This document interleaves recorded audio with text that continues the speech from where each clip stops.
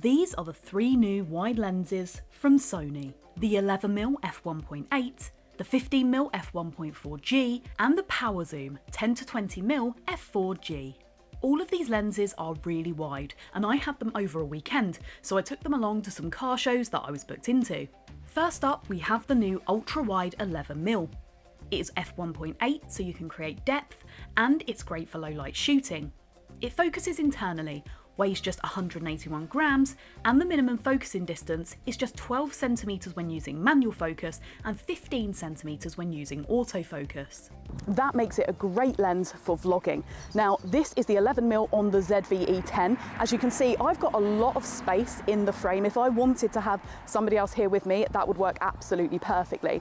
And also, this is an f1.8 lens, so if you're shooting with an ND filter on a nice bright day like this, or if you're shooting in lower light conditions, you can actually create some really nice depth between the subject and the background if you'd like to. Inside are two linear motors for quick, effective AF. And to ensure the optical quality of the lens, inside we have 12 elements, including 3 extra low dispersion elements and 3 spherical elements. The 11mm is not the only new prime. We also have the new 15mm f1.4G.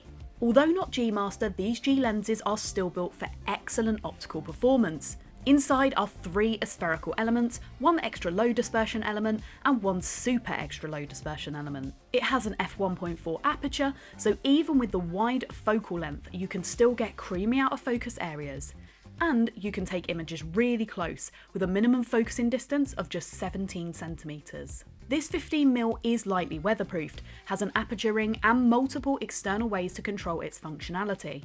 Last but by no means least is the 10-20mm f4 Power Zoom. This lens is compact and offers shooters an ultra-wide perspective to something that can be narrowed down and feel more natural. Its power zoom can be controlled multiple ways, just like other power zooms in Sony's range, and along with its 2 linear motors, it makes it very powerful for movie shooters. It weighs just 178 grams, and it's only 55mm long, so it barely takes up any room in your bag. And that nice wide focal length makes it really, really great for vlogging and also for gimbal work as well, especially as all of the focusing and zooming is done internally, so you don't really have much of a balance change even when you're moving things about. Now, that autofocus is driven by 2 linear motors.